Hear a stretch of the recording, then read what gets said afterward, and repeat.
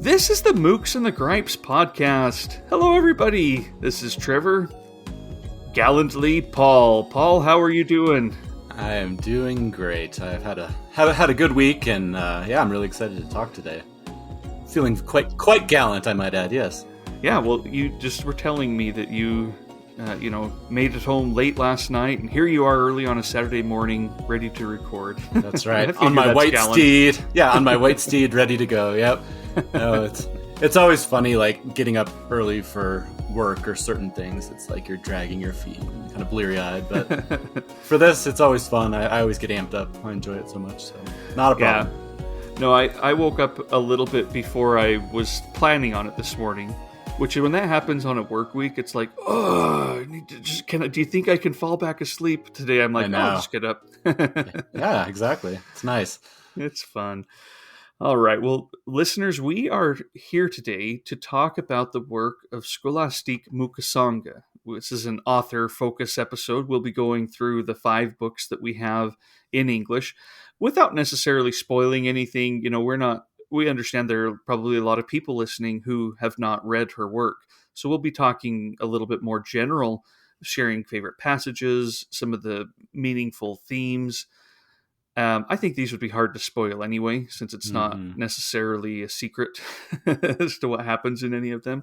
Right. But we wanted to start. We'll get into what are you reading here in a minute. But first things first, these books deal with some very heavy topics, and so we wanted to give a trigger warning about what we'll be discussing. Not that Paul and I plan on being, hopefully insensitive or flippant about what the topics are, but there's some rough stuff that happens in them. I don't know what we'll talk about specifically, but this is about the Rwandan genocide and many of the things that happen with that. So just a little bit of a warning. We of course understand if this is not for everybody, though I think both of us might agree these books are very important and vital, and I'm glad that they exist. Yeah, absolutely. And I would add, too, that if anybody is on the fence due to subject matter, we'll also probably talk about this, but they're also filled with so much love and the way that she handles it. I mean, she does not shirk any of the brutalities that happened, but it is not just all about that. There's also the rich traditions that led up to the Rwandan genocide and the process of healing and all kinds of other topics. So I just wanted to throw that out there early in case anybody was, on the fence about it. There is a lot beyond just the realities of what happened. Exactly. All right, so we'll get into a minute, but Paul, what have you been reading? Have you had a chance to read on a busy work week? Yeah, I mean, I have some. I have some. So I decided, since I was going to be on a plane and at a hotel, sometimes I'll take I have a stack of books that I want to get to, but they're also kind of halfway out the door and they're kind of in that limbo. And so I grabbed one of those because I figured it'd be a good chance to just kind of have this little few days to maybe read it on the plane and then clear some space on the shelf. And so I had one that I bought a long time ago at the tattered cover called Bad Luck Way, A Year on the Ragged Edge of the West by Bryce Andrews.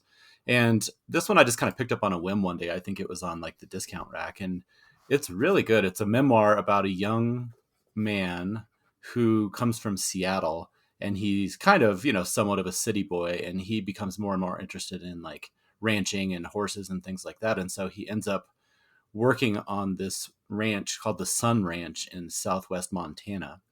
And so he's kind of a greenhorn, I guess you'd say. It's this huge ranch, 20,000 acres. And it's very much still remote and wild.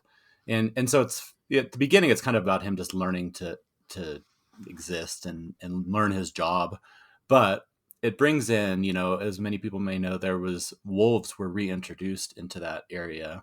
I don't know when that was, maybe 15 or 20 years ago, something like the mid-90s. I remember it because I wrote about it for my school newspaper. Oh, nice. Wow. And you still remember it. You get an A+.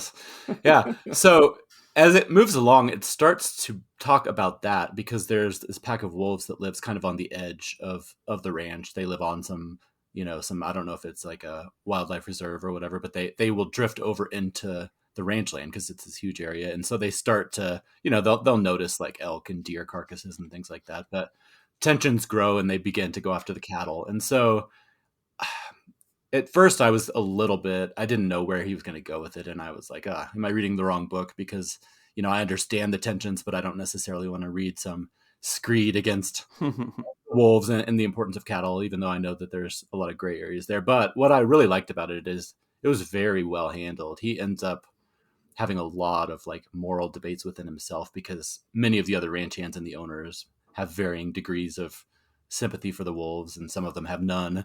Some of them treat it almost like a game to go out and try to hunt them and things. But for him, it's this very tough decision and a lot of wrestling back and forth. So I ended up, I thought it was going to be kind of a write-off, like, it's just something to kill the time. But I ended up liking it a lot more than I thought I would.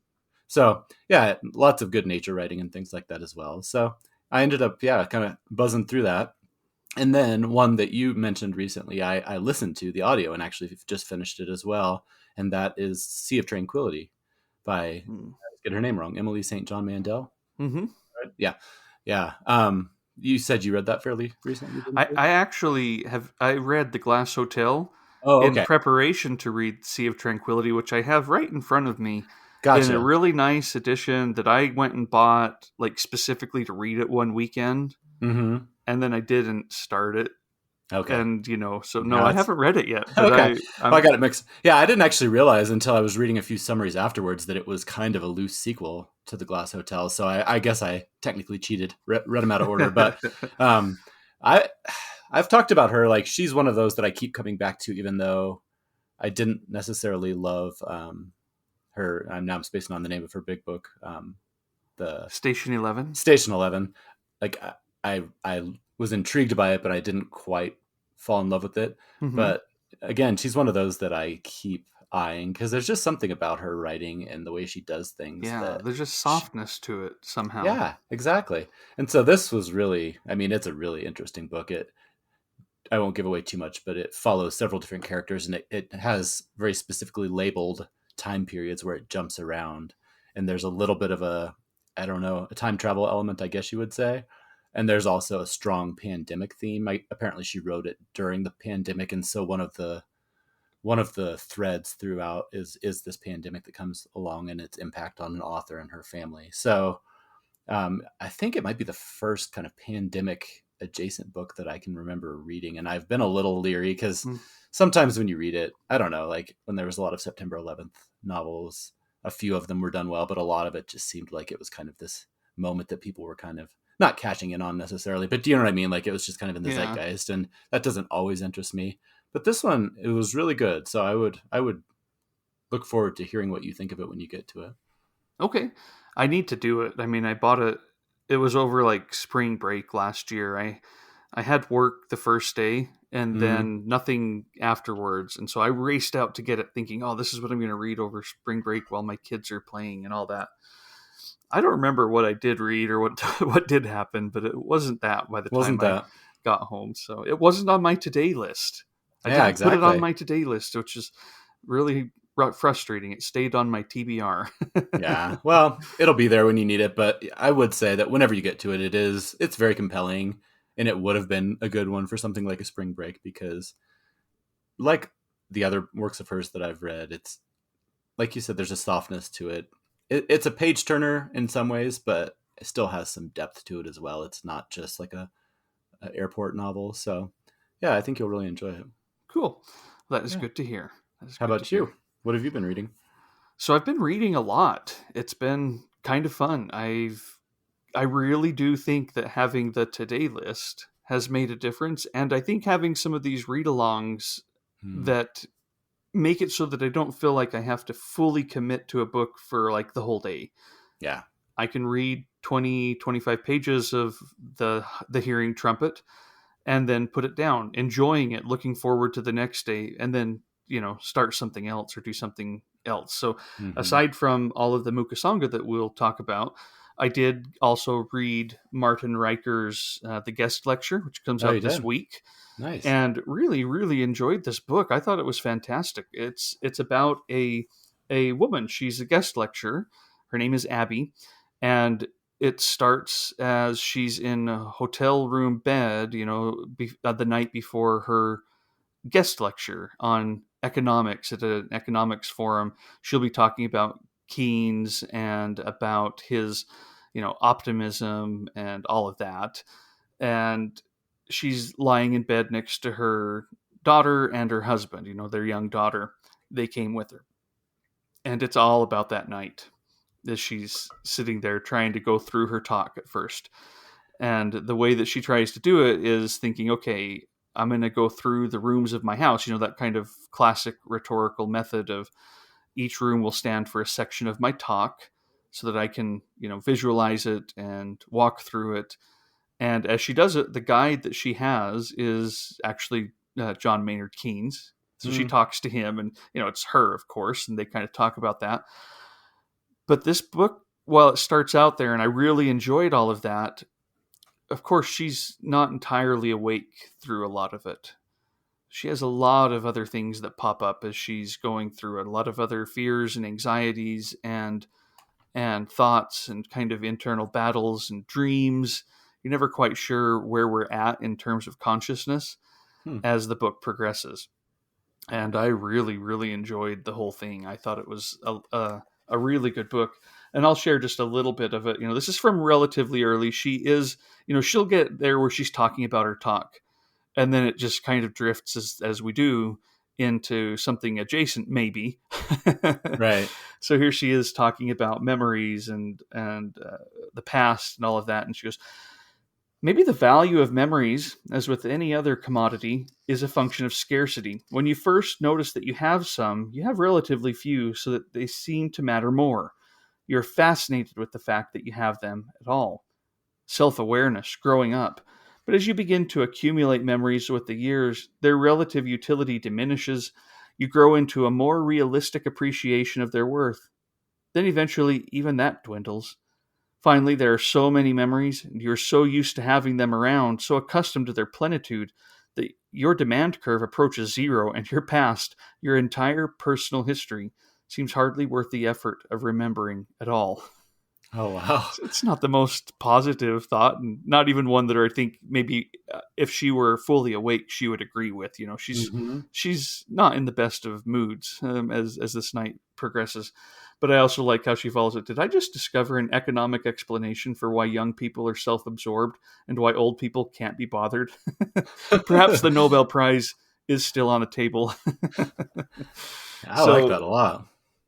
I really, really enjoyed this book.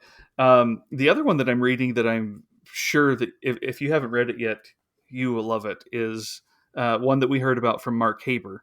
It is Amina Kane's A Horse at Night on Writing. Yeah, I haven't read it yet. I really want to. Oh, it's just fantastic. And she's going through, I don't know the best way to put it. It's almost like you're just sitting down and listening to her think about certain things, certain topics, writing, reading, loneliness, solitude. She talks about a ton of writers and filmmakers that you and I both love. She goes into Agnes Varda, for example, and Chantal Ackerman, and in particular, News from Home. And I'm just like, whoa, oh, wow. This is so fantastic. Yeah. But a lot of the writing she has about her own writing is pretty fun. I'm going to share a little bit of this one too. It says, of all the forms language can take, the sentence is the one I'm most drawn to. Since my phrasing is plain and spare, as writer Karen Balin once asked me, can a sentence be a shaker room? I didn't always think it was. Long, rich, complicated sentences in which a surprise is hidden. I thought whoever wrote them were the real sentence writers. And they are. I love to read such sentences. But I see now that I hide things in my sentences too. I thought because I write slim books, I was already working within the smallest unit possible, which is a unit I like, where I write best. Now I see that sometimes my focus gets even smaller, and that I am not always writing a sentence to tell a story exactly, but simply to be in the space of a sentence, to make things appear in it, to see what is possible. I've marked so many parts of this book already, and I'm only on page like 40. Wow.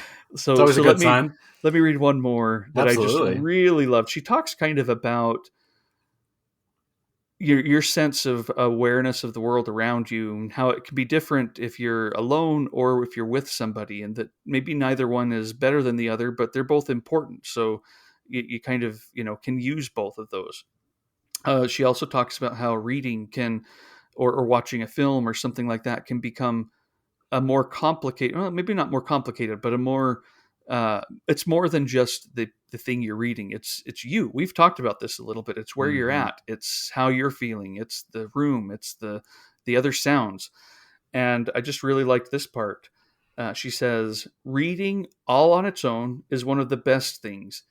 And yet, isn't it nice to read in bed at the end of a long day, the darkness of the window meeting the soft light inside the room? Or on the beach, the hot sand and the sound of the waves coming together with the book. Things combine to become other things, other kinds of experiences. Wow. But yeah, I'm just really, really, really enjoying this. And this book, this is a little bit of unintentional uh, serendipity or synchronicity or whatever. But uh, Amina Kane's book is published by Dorothea Publishing Project, Mm-hmm. which is the press that Martin Riker, I just talked about the guest lecture, he and Danielle Dutton uh, founded together. And so that was a little bit of fun, bringing it all together and reading all of those. So I thought, why not round this out by making sure readers are also aware of the work of Danielle Dutton. Mm. She is also a writer, and her story, let's see, it's called My Wonderful Description of Flowers, was published in the New Yorker in early December. And check out this opening, Paul. Okay. Last night, my husband dreamed I left him, though my husband never dreams.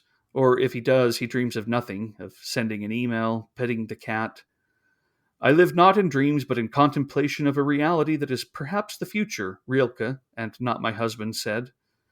My husband brought up his dream over breakfast, but I had an early day, errands, a million meetings. I was almost out the door. That's her Wow. first paragraph. I love Mm. it, and I love the story. It is fittingly much like the guest lecture. Actually, it almost gets into a bit of dream space. You feel like you're following this narrator through just after her husband says this and her going out and about with her day, but it itself turns into more of a surreal, um, dreamlike story. That Mm. not everything I'm like. I remember the first time I read it, thinking, "What? Where am I?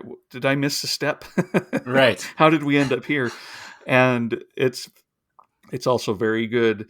I'm in the weird phase of reading. Apparently, right now I've got the Hearing Trumpet by Leonora Carrington going on with Mm-hmm. my read along. I've got the Diaries of Franz Kafka. It is You're all in. finding a more kitchen sink realism that's just not happening right now. I love when I can get into those spaces. I mean, there's something very fascinating about those types of books where what you just mentioned happened, where you're reading and you think you know where you are, and then 15 minutes later you realize you're somewhere completely different, and it's like, wait, like you have to almost retrace your steps and figure out exactly how the author took you from one space to another so seamlessly without you even noticing.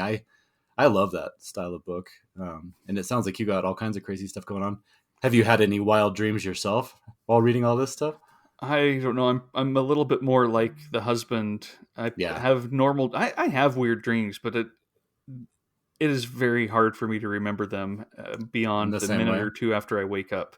Yeah, So yeah. so Well, we'll yeah, have to see. I know that I have had some funky dreams over the last week, but who knows what they are right now. Yeah. Well, if anybody was going to give you funky dreams, it would be Leonora Carrington. Yeah, that's such a fun book. It's my second time reading it, and I understand it no better, but I'm enjoying it probably even more this time around. we're Yeah. we're almost done with it. We'll finish Nice. it before this episode goes out. Do you know? Remind me. I know that the lists are everywhere, the schedule, but what's the next one in the lineup for the Vicky project? Baum's Grand Hotel. Okay, interesting. That's one that I would like to read all of these, but that was one when I saw the list that I was like, oh, I might want to jump on board. So maybe I'll have to. I told you I just finished a couple of books, so Mm-hmm. I have an open slate. Maybe that'll be the one that fills it. Well, it starts March 1st, Paul, and you can't cheat on this. You've got to start it on March 1st, so you've got some time to prepare even more.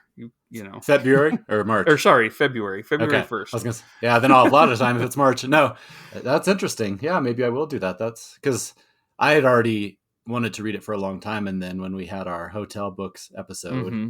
it really made me even more excited. But of course, it's been a few months since then, and I still haven't picked it up. Yeah, and it's going to be another reread for me.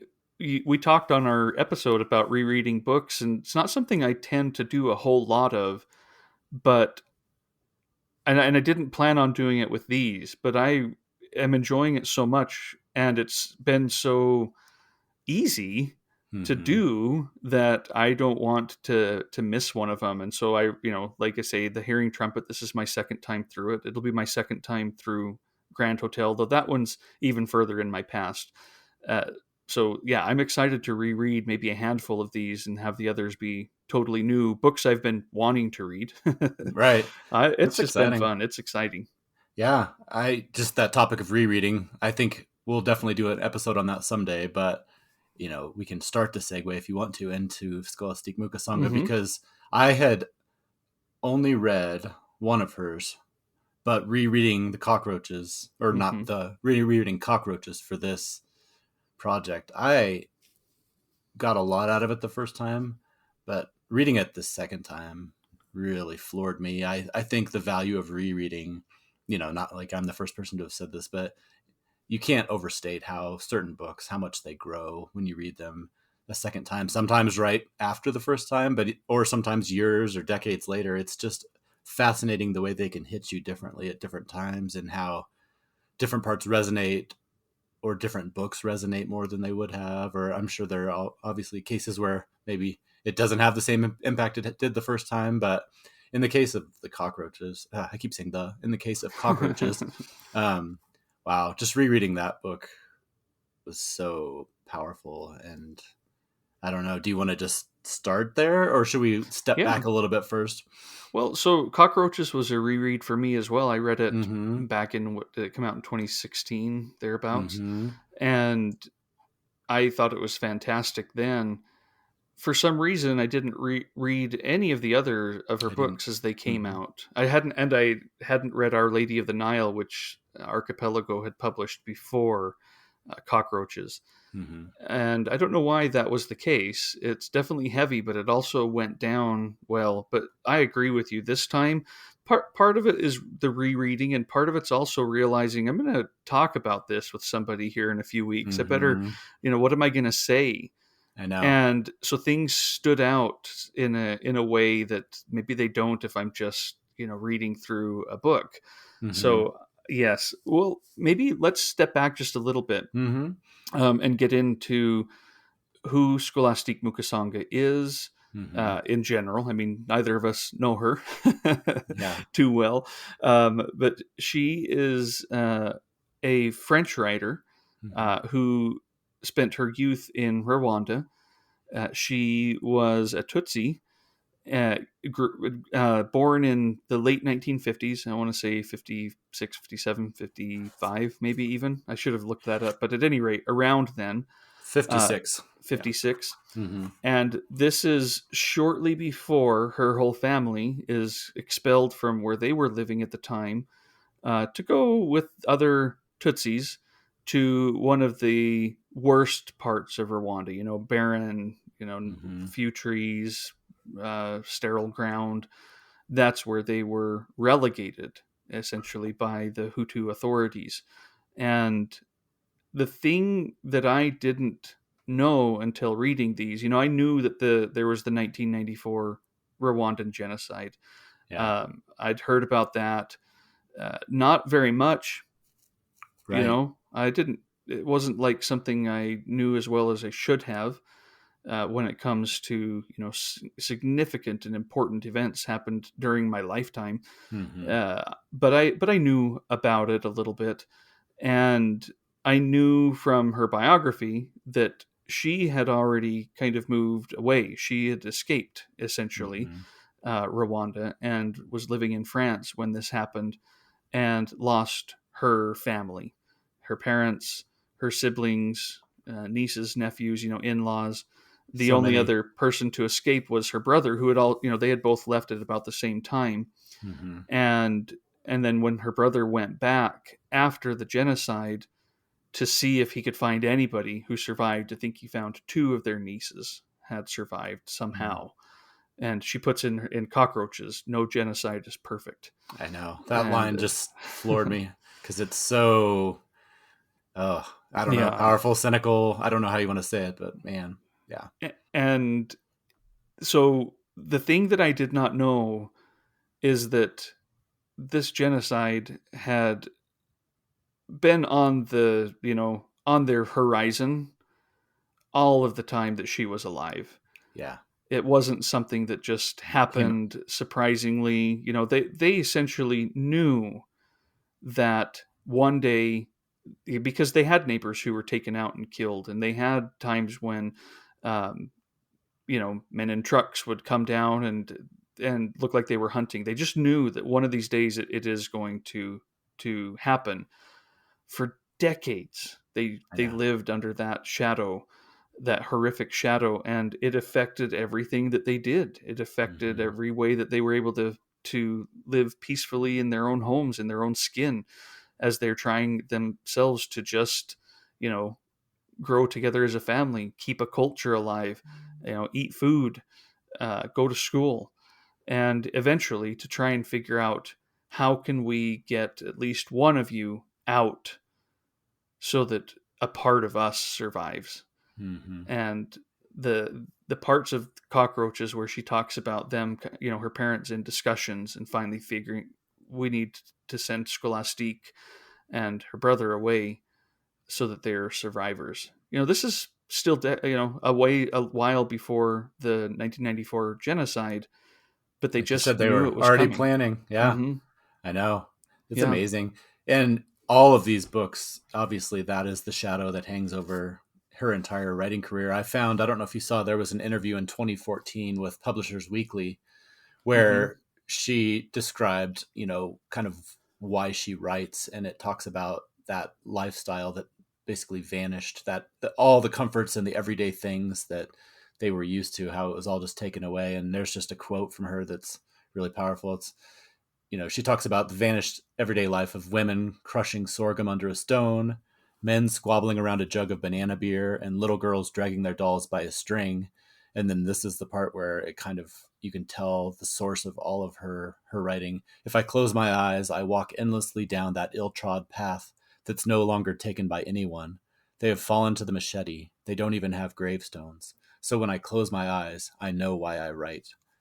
And I thought, wow, I mean, that is just so rough. But throughout these, you can sense that she feels a responsibility, and I don't know if an obligation is too strong of a word, but to record these events, to talk about her family, her neighbors, her, where she grew up, and just, I think she talks a lot about this idea of the ghosts that kind of haunt her. And I think there's probably, it seems like, some survivor's guilt. Why was I Hmm. one of the few who was able to escape this? And so you can just see throughout all these books the different formats that she takes. That sometimes it's directly about her family, other times it's fiction, but it's always there in the background of her honoring the people who are gone, but also just wrestling with the heaviness of what that all means. And the survivor's guilt, but also the sense of, how can it be possible that I am still alive and I still exist when they don't? Like, Yeah, how is that even possible? yeah, This is not a world that should be. This is not a. I mean, I don't know. Toward the beginning of Cockroaches, just as you're talking about that Publishers Weekly quote, why I know why I write. mm-hmm. Uh, she talks about this several times throughout her books. A little bit of why she's doing this, and it, of course, is all on the same ideas. But I just think she puts it so well every time. This is when she kind of goes back. She's talking about the land where she grew up and how it's hard to see any vestige of her own past. It's all Mm-hmm. been torn up, destroyed, the home, everything. She wouldn't probably even know this is where we lived if it weren't Mm-hmm. just that she knew. Um, and she's talking about her parents. She says, or her dad in particular, says he would be killed there along with my mother. Nothing remains of all that now. The killers attacked the house until every last trace was wiped away. The bush has covered everything over. It's as if we never existed. And yet my family once lived there, humiliated, afraid, waiting day after day for what was to come, what we didn't have a word for, genocide. And I alone preserve the memory of it. That's why I'm writing this. Whew. And Yeah. I don't know who else is doing this project, but she's very right. If she didn't, you know, uh, very few of us would have this story. Mm-hmm. It's sad, but it's not something that we captured our interest on and focused on our own, Mm-hmm. as Western culture, and rather involved in our own problems, and honestly racially not too aware or concerned about the problems in Africa. Yeah. And I just think that these books are so important for her doing this. And it's not all about the horrors Mm-hmm. themselves. The Barefoot Woman, the second Mm-hmm. book that she wrote, is about uh, it's about her mom, but it's Yeah. also about just their growing up and their childhood and their home and their food that they would make, and their story times and their religion and their family. I mean, she is writing about these moments. Sometimes it's always there, the specter of what's to come and the fear of what's to come that they felt even in those moments. But she is trying to capture a lot in these Oh very yeah. short books. Absolutely, and she does. The intro to the Barefoot Woman, and like you said, I think that book is almost, it's a love letter to her mom in many ways. Hmm. Like, so much of it is focused on so many like tender, loving details of her mom. But the last paragraph of the introduction, just I knew from the beginning, I was like, oh boy, this is going to be so hard to get through, but it's so loving. It says, "Mama, I wasn't there to cover your body, and all I have left is words. Words in a language you didn't understand, to do as you asked. And I'm all alone with my feeble words. And on the pages of my notebook, over and over, my sentences weave a shroud for your missing body."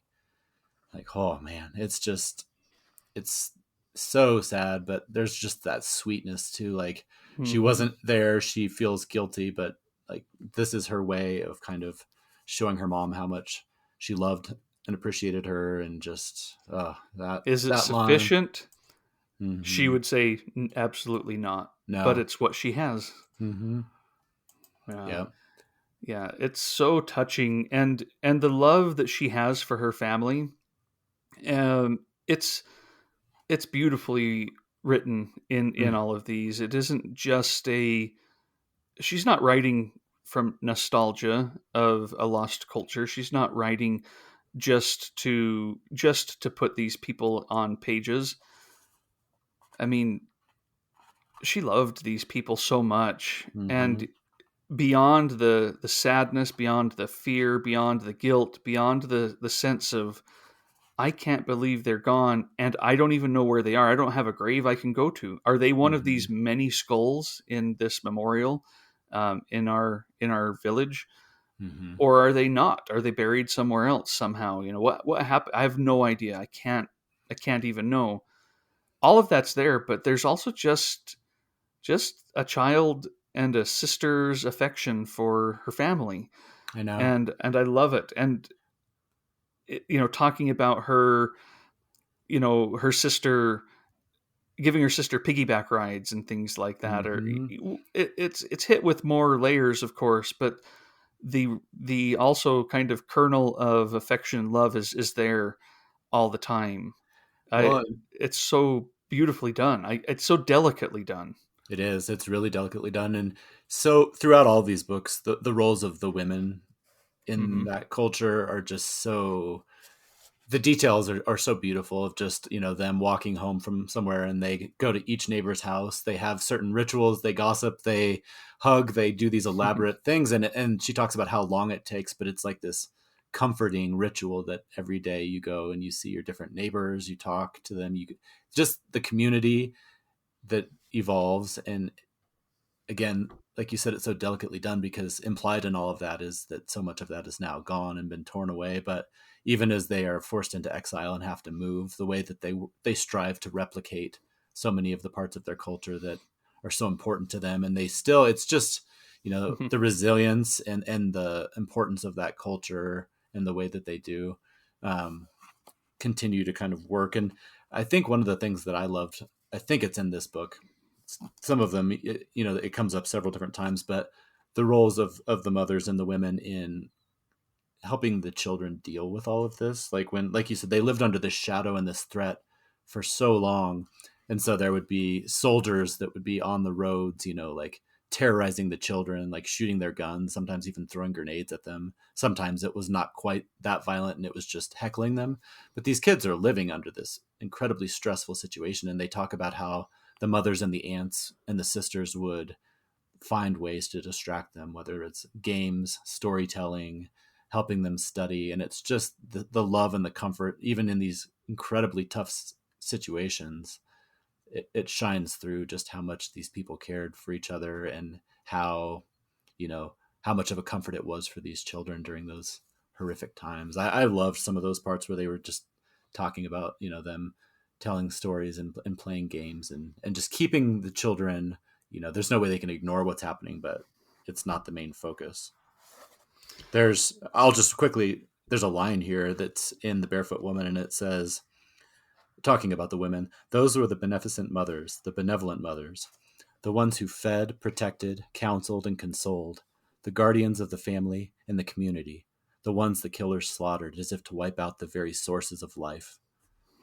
And so again, it's so hard because the last line just, that they were slaughtered, but it's the idea of trying to wipe out the sources of life because they were just these vital people who created within that community, like, the sources of life. I mean, they were everything. They were making these wonderful meals. They were nurturing. They were out in the fields working. They were smoking their pipes and drinking their beer together and talking. And just, it's amazing how in such a slim book, you feel like you've learned so much about what a wonderful upbringing she had, despite these horrific circumstances that were happening.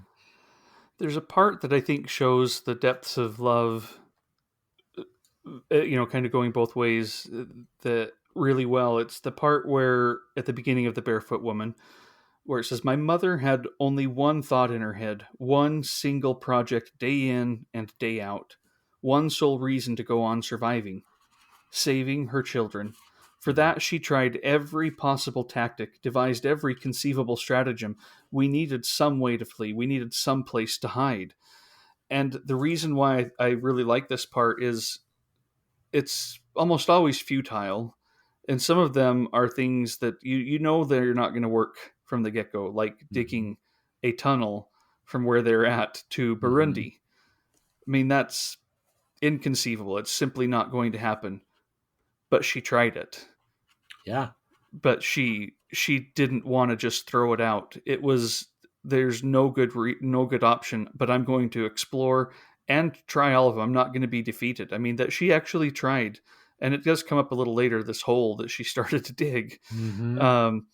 She tried, and it just shows the depths of her own love and desire for them to survive, that she's like, well, this, digging miles long underneath the earth, let's give it a shot. And the competition a little bit with neighbors. Like, we know that they probably have secret means of escape that they can't talk to us about.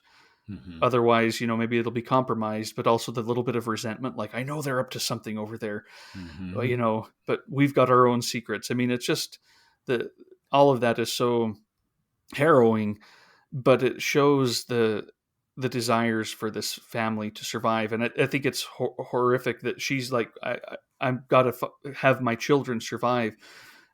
And that eventually becomes, I got to at least have one of them survive. I know. And, yeah.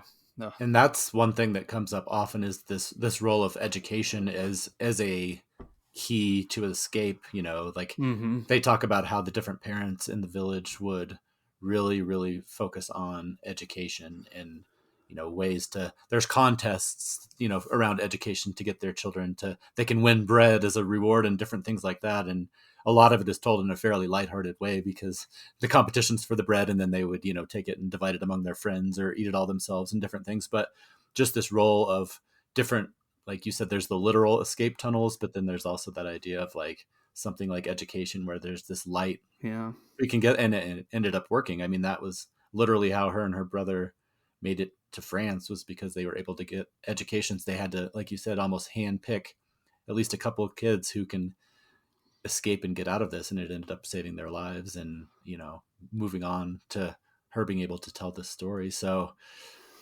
like you said, it's like they almost have like drills with the mother with the children, like as the soldiers are starting to terrorize, they talk about how they would just kick down their doors and come in and just kind of trash the place and leave, and just having them kind of live in this. I can't remember, I have it in my notes, it might be in one of the other stories, but they talk about how it became almost like a systemic system of terror, like it was organized and they would do it very methodically. And there's talk about how her mom would have the kids do different things, go hide Mm-hmm. here, try hiding, I don't think it was literally under the behind the curtains, but different things like. And I have to wonder, having had young children myself, what you just said, I don't think she probably thought any of it would really work. Some of it is just for her own sake, but some of it I think is just you have to provide some comfort, or at least some semblance of you'll be okay. Like we'll figure this out, and to help the kids have something to hold on to, and keep them distracted and focused on other things. So yeah, the roles of her mother in particular and the women throughout these books was maybe my very favorite part of the entire thing. Yeah. There's, as we're talking about, you mentioned the other path of escape, like schooling and education. Mm-hmm. Wasn't it just horrific in Cockroaches when Mukasonga goes back?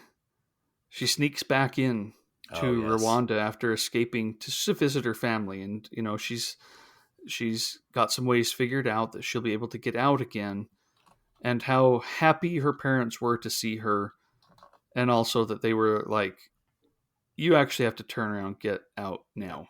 Yeah, Like you shouldn't be here. we Mm-hmm. that mixed feeling of we love you, we want to be with you, we want to see you, get away from us. Mm-hmm. You can't help us, and we can't be the reason that you don't get out of here again.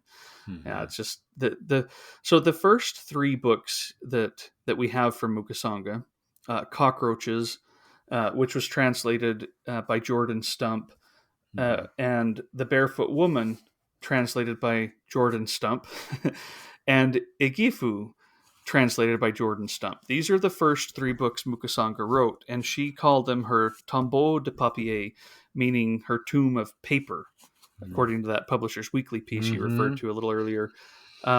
This is almost her, these are a little bit more nonfiction. Mm-hmm. Cockroaches being almost a straight memoir, The Barefoot Woman having segments, but kind of based on her mom and on their culture. Igifu is almost like, I'm going to talk about these subjects.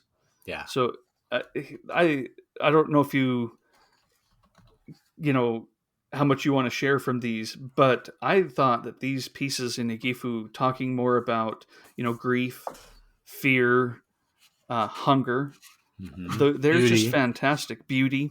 Mm-hmm. Here's how the book begins. Igifu: you were a displaced little girl like me, sent off to Niamata for being a Tutsi, so you knew just as I did the implacable enemy who lived deep inside us, the merciless overlord forever demanding a tribute we couldn't hope to scrape up, the implacable tormentor relentlessly gnawing at our bellies and dimming our eyes. You know who I'm talking about. Igifu. Hunger. Given to us at birth like a cruel guardian angel. Igifu woke you long before the chattering birds announced the first light of dawn, and he stretched out the blazoning afternoon hours. He stayed at your side on the mat to bedevil your sleep. He was the heartless magician who conjured up lying mirages, the sight of a heap of steaming beans or a beautiful white ball of manioc paste, the glorious smell of the sauce on a huge dish of bananas, the sound of roast corn crackling over a charcoal fire. And then, just when you were about to reach out for that mouth-watering food, it would all dissolve like the mist on the swamp, and then you heard a gifu cackling deep in your stomach. Our parents, or rather our grandparents, knew how to keep a gifu quiet. Not that they were gluttons. For a Rwandan there is no greater sin. No, our parents had no fear of hunger because they had milk to feed a gifu, and a gifu lapped it up in delight and kept still, sated by all the cows of Rwanda. But our cows had been killed, and we'd been abandoned on the sterile soil of the Bugesera, Igifu's kingdom, and in my case, Igifu led me to the gates of death. I don't hate him for that. In fact, I'm sorry those gates didn't open. Sorry I was pulled away from death's doorstep.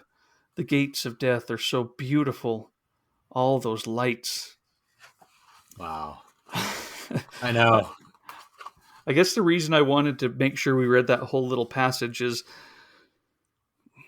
this isn't to detract from the vitality of just the topic of these books, but I think it's also impressive just how magical a writer Mukasonga is. Absolutely. These are all written with tenderness, care, and affection to the subject matter and how I can convey that in language. Mm-hmm. And Jordan Stump, translated that. It's just amazing to me. It really is. That opening. Yeah, no, it's really good. I had another passage that comes, like you said, they touch on different topics. So this is from the section called Fear. And you talked about how for years and decades, they had to live with this idea of knowing that eventually, something like this would happen. And this just, I think this paragraph kind of shows you what a toll that took on people. So it says, when dawn came, we were greatly surprised to find ourselves lying fully clothed side by side. And this is when the soldiers are starting to,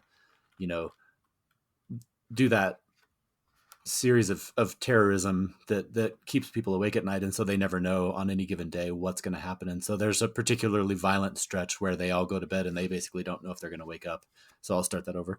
When dawn came, we were greatly surprised to find ourselves lying fully clothed side by side. The women were already at work in the back courtyard. There was no one to stop us from running out to the dirt road. We found the village and all its houses still there, no different from what they were the day before. We still suspected our persecutors of trying to trick us. We didn't dare go any further, out to the empty houses, but little by little came reassuring news. A few of the men had ventured as far as Nyamata. They'd seen no soldiers or militiamen on the road. The Nyamata market was bustling as always. At noon, the alarm was lifted. The days ahead would be hard because we'd used up all of our provisions to face the great fear. Now we would go back to a life lived on borrowed time, back to the everyday fear. They hadn't come this time, but we knew one day they would. And I just thought, wow, like we can go back to regular fear. Like it's not even like we can go back to just our normal lives. Like we can go back to that normal, dull threat that something's going to happen, but at least for now, it's not the big threat that we know is coming. Oh. So Igifu kind of as we get into those different topics and she talks about beauty, she moves a little bit away from pure nonfiction, meaning more memoir-y type of writing that I think we get in Cockroaches and The Barefoot Woman. And it even ends with what I would say is more of a short story, the one on beauty, about a kind of an ill-fated, beautiful Tutsi girl who, beauty does not serve them well. And so we end, that almost felt more like a little story. I'm sure it's a true story, but a story nonetheless. And it's after these three, this tomb of paper, that Mukasonga starts to write a little bit more in fiction. Though again, they feel quite similar in content and topics and themes to what we have in Cockroaches, The Barefoot Woman, and Igifu. The first novel we got of hers in English was Our Lady of the Nile, which she wrote after she wrote those three, nonfiction pieces. And this is the first one that Jill Schoolman, the publisher at Archipelago, learned about and read. She got it from Anne Solange Noble at the at a book fair in Europe. She's the rights director at Gallimard, Gallimard, a French publisher that publishes Mukasonga's work, and gave her the book to read. And Jill read it on the plane ride home, and says she fell in love with it. This is from an article on that they sent. I asked him a little bit about how they came to know Mukasonga's work, and that was it. She says she fell in love with Our Lady of the Nile. And so that's the first one they published, and it's translated by Melanie Mothner, who's an English writer and poet. That she published, or she translated this first one for Archipelago, and it's the biggest one that we have. Mm-hmm. And I thought it was fantastic as well. I was a little bit worried. I thought, okay, here we go away from all these themes and this love, this tenderness for her family that stands out in these first three books, to a schoolgirl book in a way. We've got Our Lady of the Nile is an all girls Catholic boarding school in Rwanda during the period leading up to the Rwandan genocide. And we get a little bit of that in Cockroaches, because that's where Scholastique goes, not to Our Lady of the Nile, but to something similar. But clearly, there's an autobiographical Right. element to it for sure. And I don't know, what did you think of Our Lady of the Nile as a different feel to go through some of these same themes? Yeah, it was like you said. It was like taking a different lens to look at the same themes, and there's clearly a lot of, like I said, autobiographical elements into it.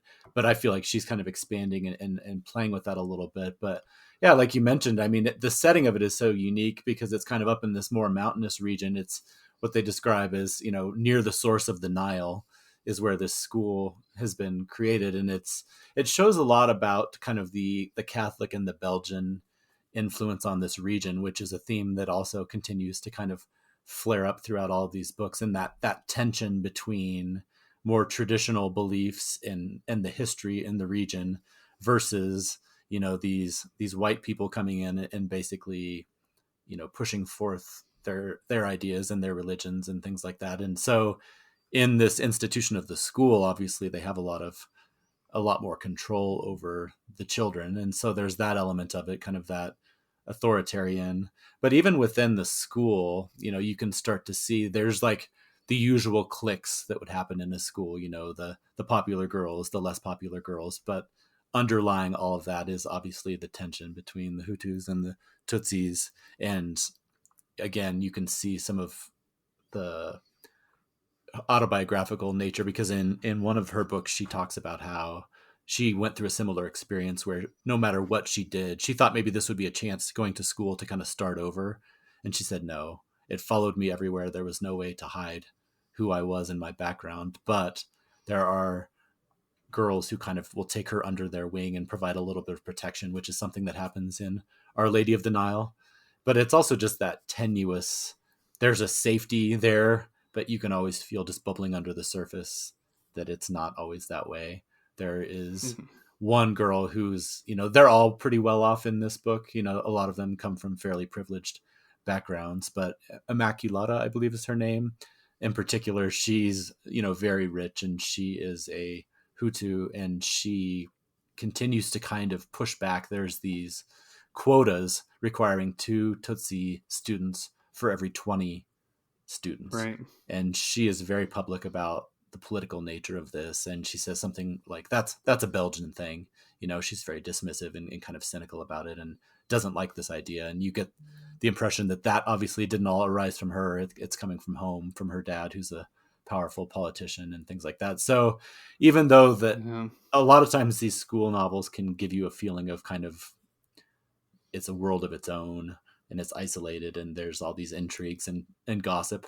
There's a little bit of that, but you can just tell that they are not that far removed from everything else that's going on in the country. So I thought that was one of the really interesting things about it.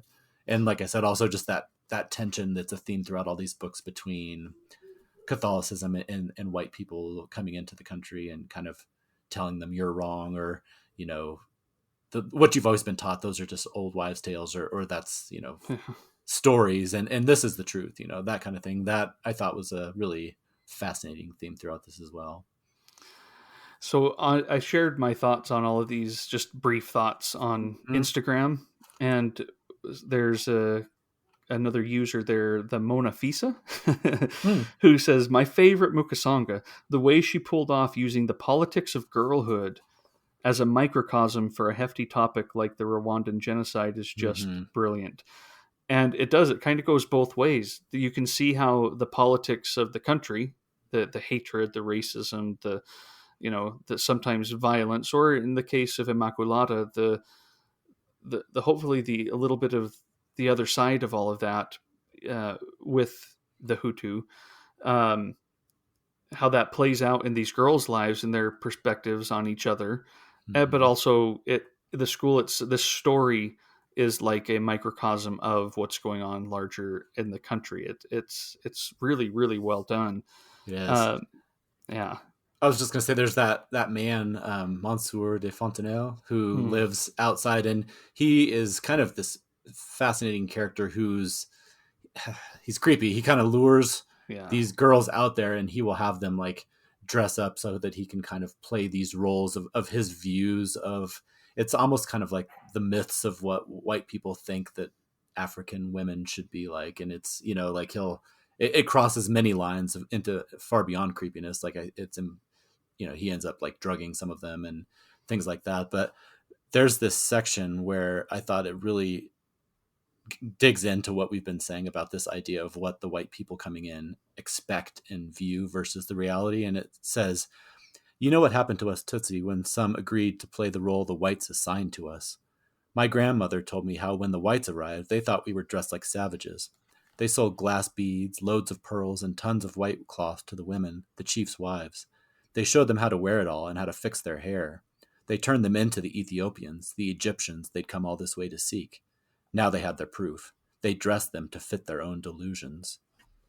And I thought, wow, like they dress them to fit their own delusions. That's just so powerful. And it ties into so much of like all of this. They want to change them and introduce Catholicism and all these other ideas, but at the same time, they also have this idea of, I don't know if it's necessarily, it might not be the right word, but like the noble savage, or some kind of like this mythos of what they're going to come into. And as they point out there, it's not even the right part of Africa. They want them to turn into Egyptians or whatever vision they had of what it would be like when they get there. So I thought that those sections with where the girls are lured over by that man, just not only are they creepy, but it also ties into that whole idea of the manipulation of people coming in, the colonization of coming in, and not only saying what you believe is wrong, but like also this distorted view of what they think they should be. And it's in the first three books we just talked about, they it touches on the colonization a little bit, I think, but it is Our Lady of the Nile and Kibogo in particular that we see how much of what happened there is rooted in the Belgian colonization efforts, Mm-hmm. some of the horrors, and the evangelism of the I don't know if it was all Catholics, but I'll just say the Christian, Yeah. European Christian, probably U.S. as well, Mm-hmm. going in there and saying, "Here's the way it should be. We're here to save you. Get rid of all those old things. Oh, you Tutsis sure do look like you're the children of Ham." Mm-hmm. And how that pernicious seed is a big, some of the big reason why it was okay then, if they're part of this, ill-fated line of, that goes all the way back to the Old Testament and to Ham and to Cain and all this stuff. Well, it's probably okay if they're exterminated. I Yeah. mean, how awful to see this. I have strong feelings against so much of what we see here for multiple reasons. But yes, I'm sure it's a lot from books like this and other things of just swooping in, thinking you have all the answers in all the ways, and it's just so destructive. It's It so is. ignorant and arrogant and just horrific, and it really shows up in these two books. And, Mm-hmm. I don't know. I don't know if I ever would have imagined that the consequences could be as horrific just by, saying something ignorant and racist and, scientifically just stupid. Mm-hmm. Um, but boy, it sure played out in all of this. I know. Well, and there's another section. Again, I don't want to give away too many spoilers about this, but there's a section later in Our Lady of the Nile where basically an uprising, and many Mm-hmm. of the students and the people in the surrounding areas, attack the school and are basically going after them. And I believe it's in Cockroaches where that's clearly an echo of something that actually happened, to her, where she ended up having to run away and escape, and she, found refuge with this family. And it's just amazing. Some of these, it's based in reality, but to read a fictional account that's that powerful and that Mm-hmm. dramatic, and then to find out, no, I mean, that is very clearly marked in something that not only happened in the country, but happened to her as the author. It's amazing. It adds a whole another level to what would already be a very, you know, I don't know, compelling is not the right word, but a Yeah. powerful scene. And if it was purely fiction, I guess you could say it was compelling. But that's what's underlying through all of these, even the fictional, the short stories and the novel is, that all of it, or at least the vast majority of it, is rooted directly in reality. So it's a very jarring experience to read through it. You bring up something that might be worth talking about for a minute. Sorry, that sounded really patronizing. You brought up Oh, something that might be worth talking about. No, finally. sorry, that came out just completely wrong.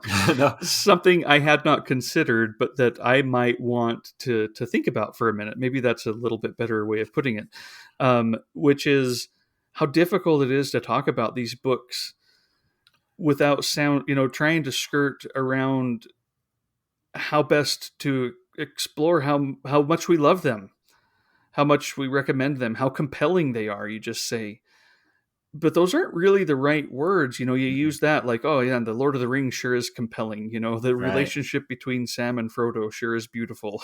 I don't know. It's just, Yeah. it's different. Those words are inadequate to express the reason for all of these thoughts and how vital this is, and how beautifully written they are, and how much we enjoyed them, in quotes. Those words just don't also cover the reverence that I think we should, and I think we both hopefully feel, Hmm. toward the topics and the sorrow and the grief.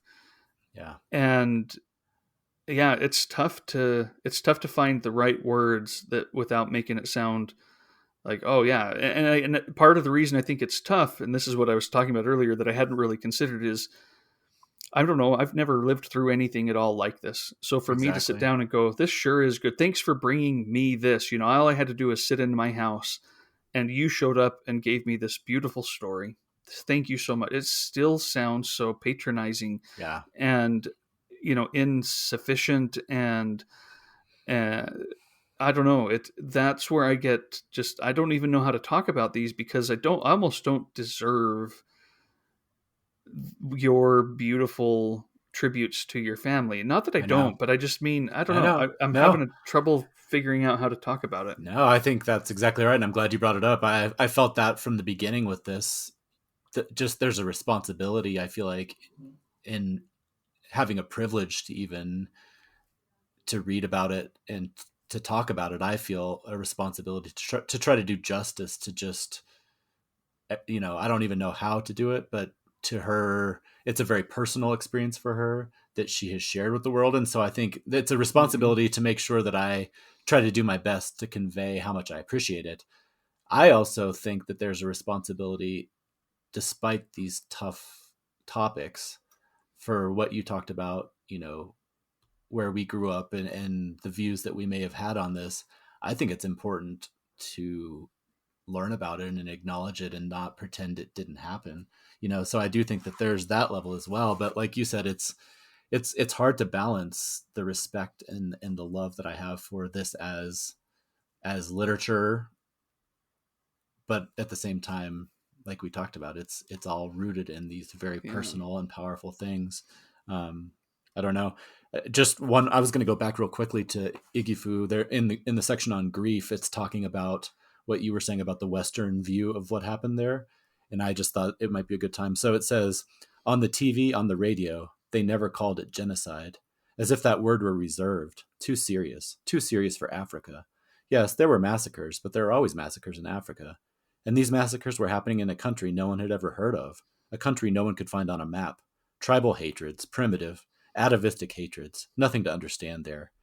Quote, some weird stuff is going on where you people come from, people would tell her. And so it's just, I thought that tied in a little bit to this conversation because it's just, that's where I think the value that she's bringing in, just the importance of, like you said, I mean, we were probably in high school when this happened. And so, you would see maybe on CNN or a headline in the newspaper, but I think a lot of Western eyes were exactly what they just said there. Like, oh, stuff happens over there in Africa. There's a lot going on, but the word genocide, that's a little strong. But there's a point several times throughout these books, there are some comparisons between what happens here and kind of, what's happened to Jewish people. And there's even a part when we get into Kabogo where one of the characters kind of starts to draw these connections between the Jewish people and what's happening there. And she uses the word, the final solution. I don't remember where it is in this, but for what happened in Rwanda. And so I think that's where it's just the enormity of what happened, I think, is sometimes easy to dismiss if you weren't living in that part of the world or you didn't have a direct connection. But I think that's what I find so amazing about what she's done, is she brings it to you and makes you realize the enormity of what this is. And something like saying the final solution is not too strong. That's not something you would normally bring up as a comparison for almost anything. But in this particular case, just the sheer devastation and the genocide that did happen, makes you realize, wow, this was much bigger than I had any idea about. Yeah, I was writing about the wolves being reintroduced into that region exactly. of the United States. Not that didn't have implications and didn't deserve it, but anyway. Right. No. So let's touch on Kibogo a little bit before we run out of the episode. This book is told in 4 sections, and they all kind of circle around a singular story. Mm-hmm. I thought this book was fantastic. I had not read it. It came out from Archipelago last fall in a translation by Mark Polizzotti. And I thought that this was just a fantastic. First, I thought it was a book of short stories for some reason. It's not. They're connected, and it's one to the next one. But where the other books we've talked about deal primarily with the impending horror and the horrors of the Rwandan genocide, this one goes back to colonialism and to the 1940s during Belgian colonial rule. In 43 and 44, there was a drought and an accompanying famine called the Ruzagayura famine. And that's the first section of this book. It's called Ruzagayura. Something, how to say that. I don't know how to say it. And that famine was made worse because the Belgian authorities were not only was it just an actual famine, like it would have been horrific anyway, but what little resources and food they did manage to grow was being shipped off to other countries, in particular to the Belgian Congo, to support the war effort there. So these people just weren't getting anything. They needed rain desperately. And so there's kind of a beginning of a myth where Kibogo goes up to the mountain and is, I don't know exactly how it all happens, and I don't think the answer is in the book, but is sacrificed or sacrifices himself in order to bring the rain, and the rain comes. And this is a very scary story for all of the Christian missionaries yes. who are also trying to rule in Rwanda. It's not just the political leaders of Belgium and whatnot. It is the Christian missionaries too. And the second section, there is, I think it's called Akayezu, I can't remember all the titles, but at Mm-hmm. any rate, that means little Jesus. Jesu Mm-hmm. is Jesus, and Aka Jesu is little Jesus. It comes in, and he is a seminarian. He's part of the Christian church, but he's also part of this community. And so he's kind of putting these stories together of Kibogo, and he's going to return someday. He saved us, baptism by water, and here's Mm-hmm. his virgin bride, and all these things, and how again that offered hope to many people, but it had to be a story that they told just at night.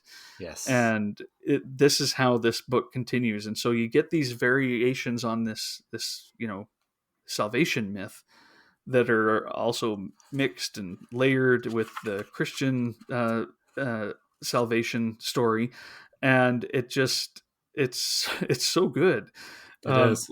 I don't know. I thought that it was fantastic, and again dealing with how this in some ways plays a role in what's coming over the next half century. Yeah. This 50 years before the main, the horrors of 1994.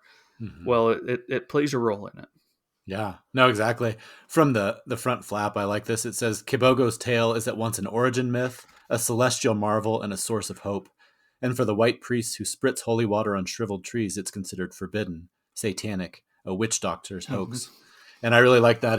That does carry through. And like you said, what I like about her, you mentioned her subtlety earlier, is it could just be, Christianity versus these other stories and kind of just pitted against each other in a very black and white way. But what I really like is the layers and the subtleties of the different villagers. In some ways, they're willing to listen to the priests and they'll buy into some of it, but they're not Mm-hmm. going to let go of all their past. And so there's like they'll keep their medallions or certain things that have been with their family for generations, but they're still willing to listen to this other stuff. And then what I like is there'll be like a group of old men sitting around, like in one of the sections, they're sitting around trying to tell somebody the story of Kibogo and how it happened. And one of them will start talking, and then the other one's like, no, that's not what happened. And then he'll give his version, and then another one's like, well, you almost got it right. But actually, on this part, and I really love kind of the way that these origin myths evolve through kind of this oral tradition. There's different layers added on, there's nuances, different families or different parts of the village might have a slightly different variation of it.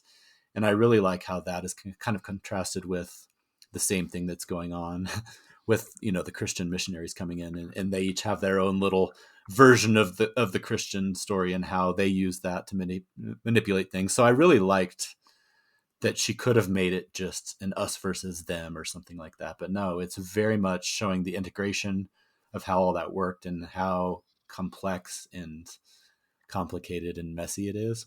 I thought that was just masterfully done. And then on top of that, like you said, the different sections will, like the first one is the tale of the origin myth, but then it'll jump ahead in time and it'll show, somebody talking about that, and it shows down the road how it might have evolved and different people are viewing it differently. And there's a section at the end where a group of white researchers come in, and at least in theory they're very respectful. They're trying to keep these stories alive, and they want to go see Yeah. these holy sites where this might have happened, or where the legend says that it happens. But I like how even as they're doing it, they're kind of messing it up and stomping all over things, even though they're trying to do the right thing. And they're not even getting the right stories. The Yeah. the youths that are guiding them have their own ideas as to what happened, Right. or what's the best story to tell these people. Exactly. And they basically, they're like three hooligans, and nobody else really wants to like show them this holy site, but they take them up there. Like you said, they get the stories right. They find some artifacts that may or may not be related to that story.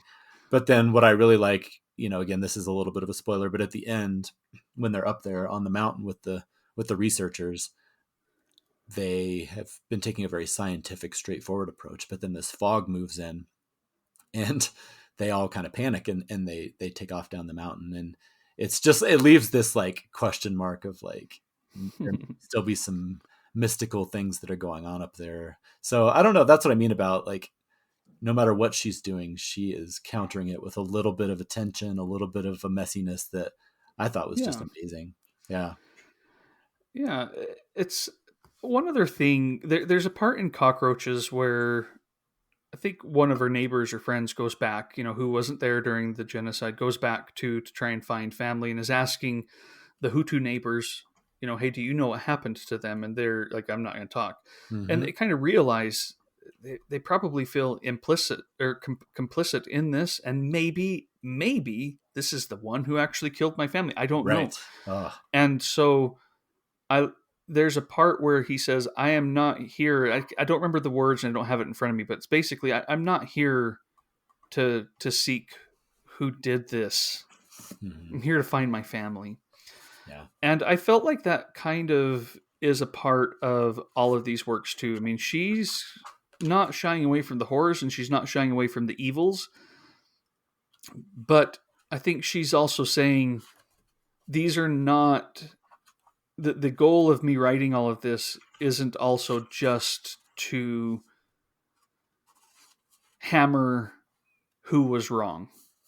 You can read Mm-hmm. that in the pages. It's there, some of it, Right. but it's complicated. I think she would maybe say a little bit, not that it's well, again, I feel like I'm trying to almost defend something awful and I don't think that's the point. I don't think I am and I don't think she is either.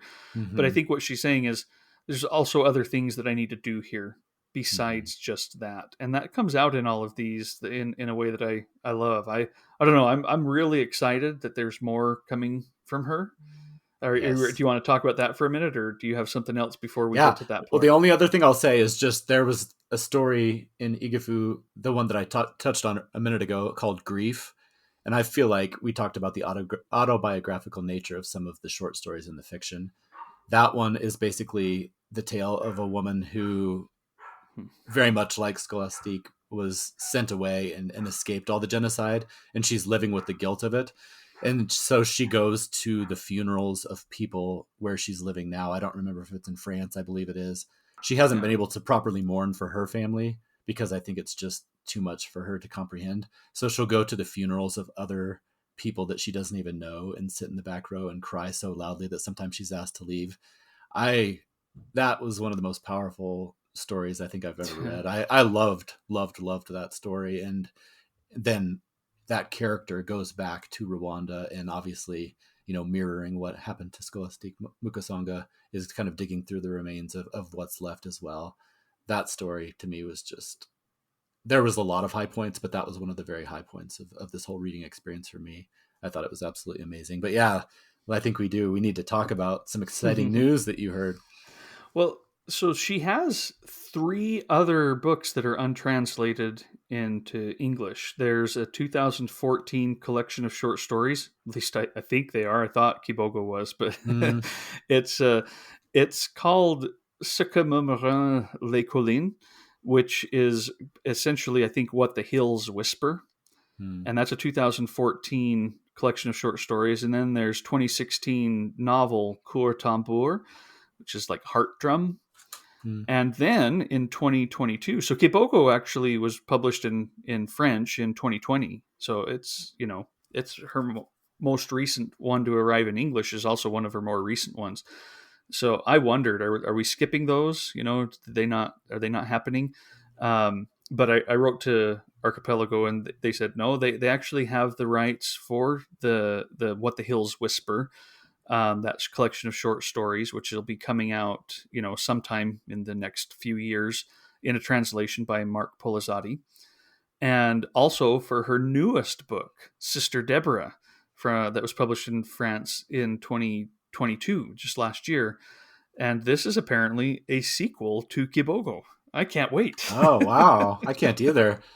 Yeah, that's they exciting. they they do not yet have they have not yet purchased their translation rights to Cour Tambour, that 2016 novel, but who knows, maybe someday that'll happen too. But in the next few years, maybe 2024, 2025, something like that, hopefully. They didn't tell Hmm. me, but I'm just, if you're listening, folks, we're Yeah, anxiously awaiting, but take your time. absolutely. We've got two coming in the short term. Yeah, that's so exciting. And this feels like a kind of an ancillary thing to say about these books, but Archipelago, like I was just looking at this collection, and they're just, the covers and the colors and everything. These are just like little gems, both inside and out. they're just gorgeous. So I am so happy to hear that there's going to be more coming along Yeah. from them soon. Yeah, I mean, again, it's hard to talk about all this without feeling like you're maybe missing the point or Yeah, dismissing what you exactly. should, that the gravity, but boy, these are just beautiful books, as Hmm. physical objects as well. Hmm. Again, seems not very important in the grand scheme of things, and it isn't, but it is nice as well. I love them. They're the Yeah, art on the front of some of these. Oh my word! I I know. love the picture on the front of Igifu. I was I just looking just at love that. it. I do too. It's amazing.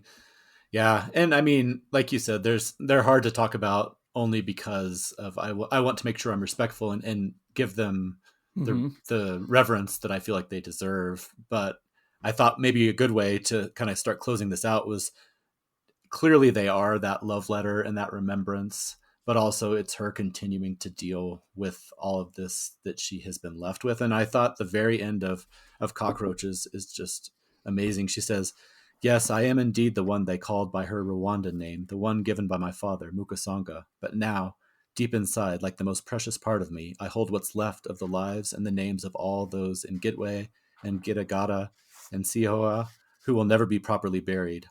The murderers tried to erase everything they were, even any memory of their existence. But in the school child's notebook that I am now never without, I write down their names. I have nothing left of my family and all the others who died in Niamata but that paper grave." And I think it's so tragic, but it also just shows how important her work is all that's left is this paper grave, these people that will not be forgotten thanks to the work that she has done and the time that she has spent dealing with this, in her own life. And just oh it's so powerful and so important that she has done this, and I just feel very privileged to have been able to read them. Yeah, that's well put, and I think you're right. A great way to wrap it up. I'm excited for the next ones to come, because this project of reading one after the other, kind of devoting the time to it, one of my favorite reading projects I've done in a long time or ever. Me too. It's just fantastic, and uh, I'm I'm going to be remembering it for a long time, and again, just continuing to look forward to what she's doing. And yeah, it's nice to be a part of it. And thank you, Paul. You're the one who recommended that we Mm, we have her be this particular segment's author focus. yeah, It was time very well spent.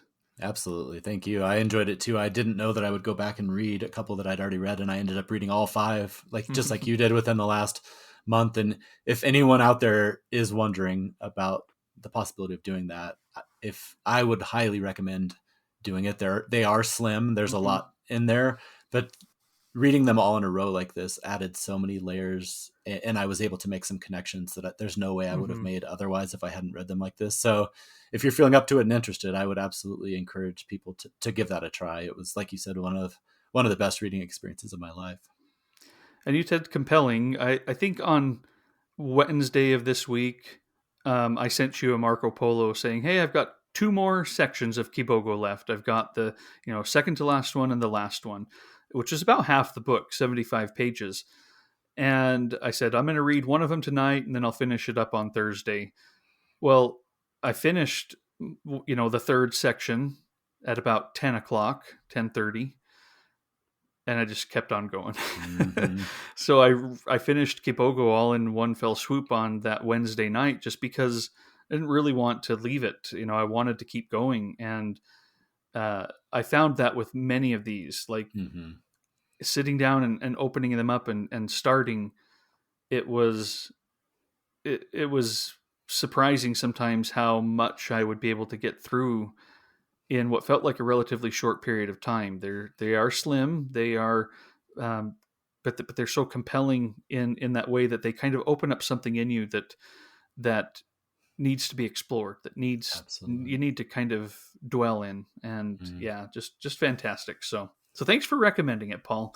We'll absolutely. we're trying still to figure out the next one. I know we've got Javier Marias coming up sometime, maybe the next one or maybe the one after that, and we're batting around ideas for, if not him, in June or thereabouts when we'd get to the next one, then who?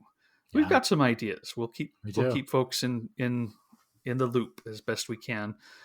Someone mentioned, maybe some Barbara Pym or something like that. So that wouldn't break might my be heart. coming. Yeah. So, all right. Well, thanks for your time today, Paul. Yeah, We'll talk to you soon. All right. Thanks, everybody. Thank you for listening to this episode of the Mooks and the Gripes podcast.